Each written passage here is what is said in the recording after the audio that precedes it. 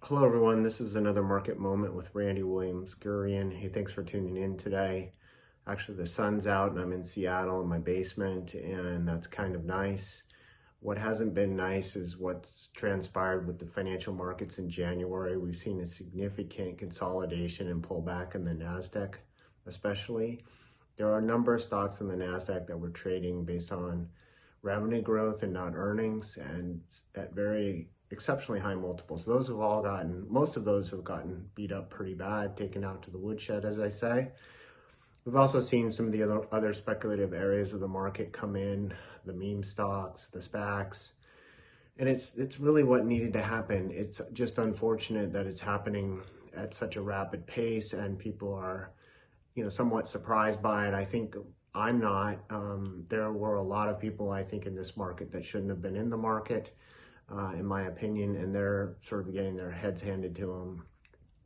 And that's actually good for us longer term investors.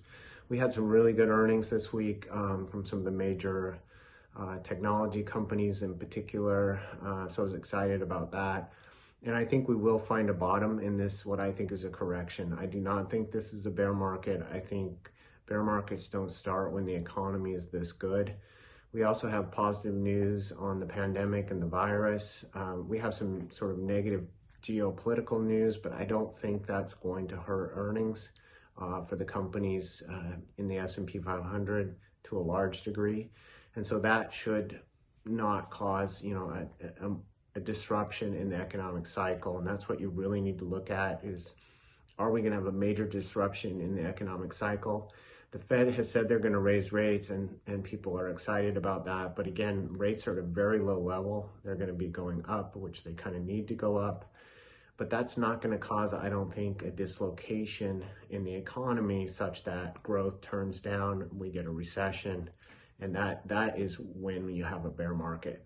So this is a great opportunity to pick up some names if you are owning stocks in your individual portfolio, or to give us a call and look into rebalancing your portfolio, possibly picking up some additional equity exposure when, as Warren Buffett would say, things are on sale. So that's how we view the market, and I know it's painful for a lot of folks that thought they had this all figured out, and that's why the market is so difficult. It gives you opportunity, but it also takes it away. It can be a very humbling experience, especially when you think you have it all figured out. So hopefully, this correction finishes up in the next couple weeks, and we get to move on in 2028. 2022.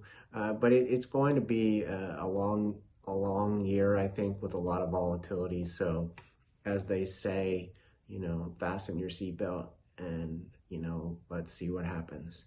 Thanks for tuning in today, and I hope this was helpful.